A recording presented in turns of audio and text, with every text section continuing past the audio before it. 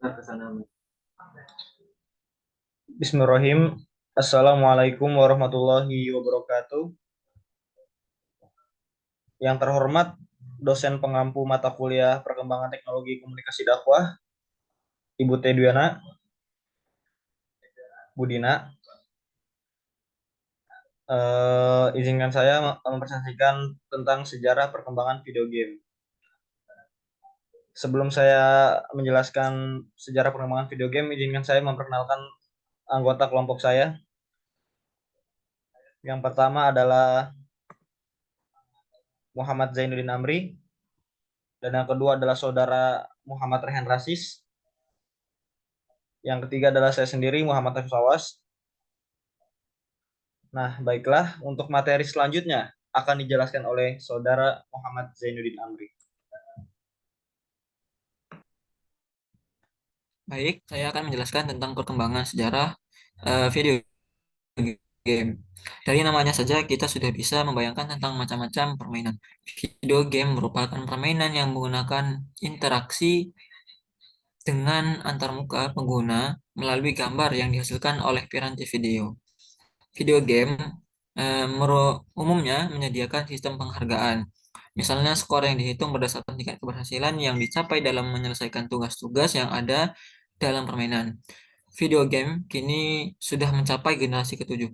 Banyak konsol-konsol game bermunculan dari generasi ke generasi. Asal video game terletak pada awal tabung sinar katoda berbasis pertahanan peluru kendali sistem pada akhir 1940-an. Program-program ini kemudian diadaptasi ke dalam permainan sederhana lainnya di era tahun 1950-an.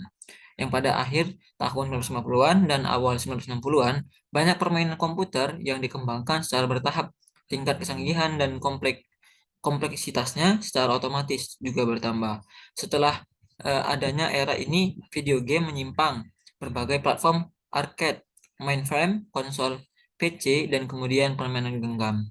Perusahaan komersial pertama konsol video game adalah Computer Space pada 1971. Pada generasi selanjutnya, konsol video game akan terus didominasi oleh perusahaan-perusahaan Jepang. Walaupun perusahaan asal Amerika dan Eropa melakukan upaya untuk mendominasi pasar, akan tetapi pada akhirnya mereka pada gagal. Tidak sampai ke generasi ke-6, konsol video game non perusahaan Jepang merilis sebuah sistem konsol sukses secara komersial. Sampai saat ini hanya perusahaan Jepang yang mendominasi pasar di. Baiklah, selanjutnya saya cerahkan ke moderator kepada moderator. Baiklah, terima kasih atas saudara Zainuddin Amri. Nah, untuk selanjutnya akan dijelaskan oleh saudara Muhammad Rehan Rasis.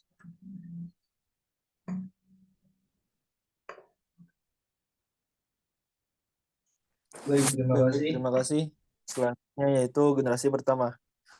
Generasi pertama konsol video game berlangsung dari tahun 1972 dengan dirilisnya Magnavox Odyssey hingga 1977 ketika Pong Style Production konsol meninggalkan pasar secara massal karena pengenalan dan keberhasilan mikrosesor berbasis konsol.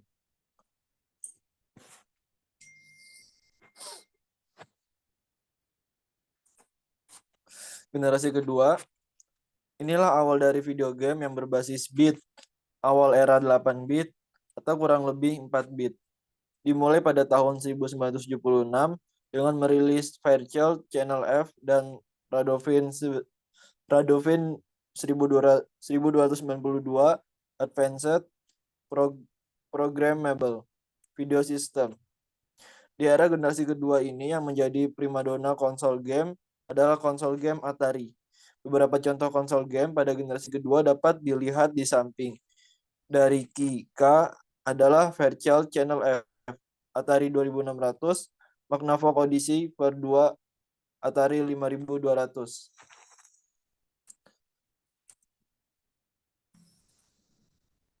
Generasi ketiga. Generasi ketiga dimulai pada tahun 1983 dengan dipasarkannya Jepang Family komputer tahu lebih dikenal dengan nama Famicom. Kemudian dikenal sebagai Nintendo Entertainment System di seluruh dunia. Walaupun konsol generasi sebelumnya juga menggunakan 8 bit prosesor, pada akhir generasi inilah konsol rumah yang pertama kali diberi label oleh mereka bit, ini juga masuk ke mode sebagai sistem 16 bit, seperti Mega Drive atau generasi dipasarkan untuk membedakan antara generasi konsol. Di Amerika Serikat, generasi game ini terutama didominasi oleh NES atau Famicom. Di era ini pula lah terjadi perang konsol, game yang pertama antara perusahaan konsol Nintendo dan dengan Sega. Baik, selanjutnya saya kembalikan kepada moderator.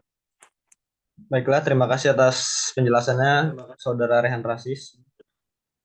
Baiklah, teman-teman, selanjutnya adalah generasi keempat. Generasi keempat atau biasa disebut dengan era 16 bit. Pada generasi ini, NES mendapat sambutan hangat di seluruh dunia. Dan sebuah perusahaan bernama Sega mencoba menyaingi Nintendo pada tahun 1988.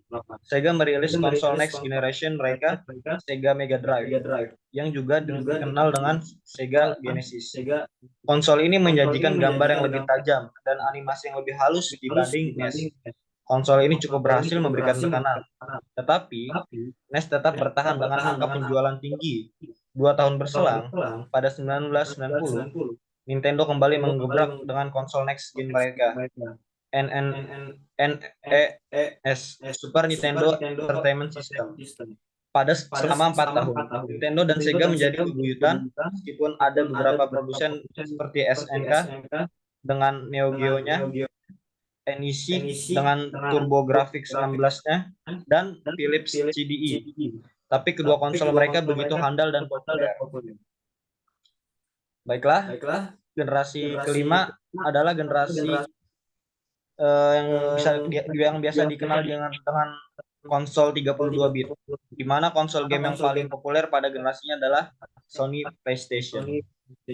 Nah, untuk selanjutnya akan dijelaskan oleh Saudara Zainuddin Amri.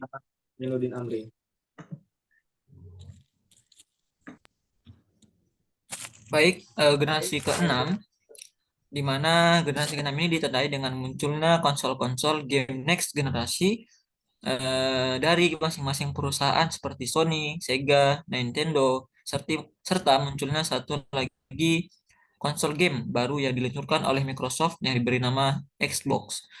Perang konsol game ini akhirnya mengakibatkan jatuhnya perusahaan konsol Sega yang tidak dapat lagi meneruskan konsol next generation Dreamcast.